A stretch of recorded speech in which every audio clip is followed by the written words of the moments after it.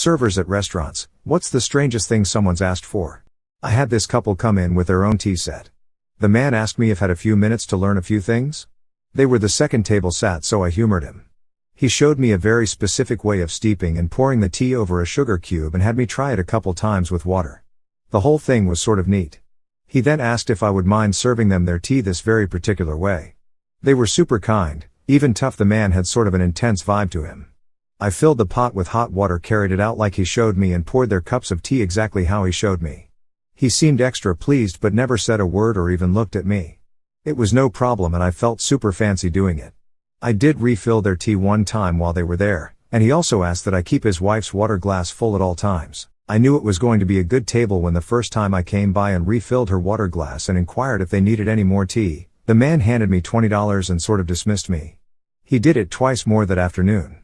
At the end they paid with no tip, I thought, but $60 and a cool lesson was enough for me. My manager found me about an hour later and handed me an envelope and said they told him they only will come in when I am working from now on. The envelope had $100, business card, and handwritten thank you note. Apparently they had put this request up for many fine dining places and I was the only to get it right and do it graciously. It was very odd, because after the first lesson they treated me as if I was almost invisible, backed up by the fact they didn't tip me in person. On every return trip it was the same. If you didn't know the deal they would seem like cold assholes, but they tipped really well and I treated them like VIPs every time.